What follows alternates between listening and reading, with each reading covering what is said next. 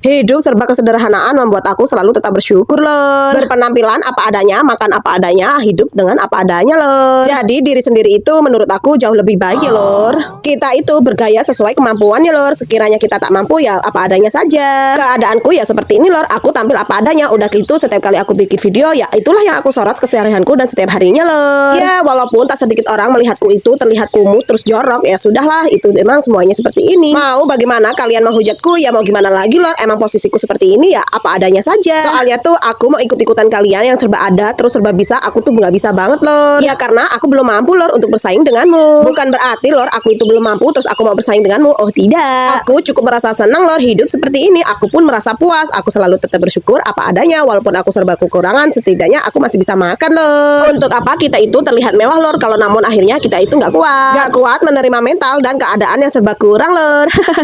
Ada satu cita-citaku yang belum pernah terwujud lor. Sampai sekarang pun belum juga terwujud. Suatu saat nanti jika aku mampu, aku ingin sekali lor merubah semua ekonomi keluargaku dan saudara-saudaraku. Aku ingin sekali lor mengangkat derajat keluargaku supaya selalu tidak dimandang sebelah mata. Untuk saat ini aku tetap selalu berdoa lor supaya aku suatu saat nanti bisa jadi orang sukses. Maka dari itu lor aku mencoba keberuntungan lewat jadi konten kreator di FB Pro ini. Yang dinamakan nasib itu nggak ada yang tahu ya lor. Selagi kita mau berusaha, berjuang dan mengikuti semua prosesnya, pasti kita akan suatu saat sukses. Pada dasar dan intinya kita itu harus selalu siap lor dengan semua ujian-ujiannya, apalagi ujian dari netizen. Untuk pagi ini aku bantuin suami aku beres-beres rumah lor supaya pekerjaan suami aku itu cepat selesai. Emang gak kebalik kak, bukannya suami kakak yang bantuin kakak, kok malah kakak yang bantuin suaminya? Aku bilang gini aja, nanti kalian pikir suamiku itu suami-suami takut istri lor. Prinsip di rumahku ini gak ada kata suami takut istri ataupun istri takut suami ya lor, tapi kita itu sama-sama bergotong royong untuk mengerjakan pekerjaan rumah. Aku membantu suamiku mencari duit untuk mencukupi kebutuhan rumah dan suamiku membantu aku mengerjakan tugas rumah lor supaya tugas rumah itu cepat-cepat selesai. Jadinya kan kita adil lor, sama-sama bergotong royong. Jadi nggak ada tuh ceritanya suami-suami takut istri, soalnya itu cuma ada di cerita di televisi lor. Pastinya yang suka ngomongin aku sama suami aku seperti itu tuh pasti sering banget nonton yang ada di televisi ya. Itu tuh yang suami-suami takut istri.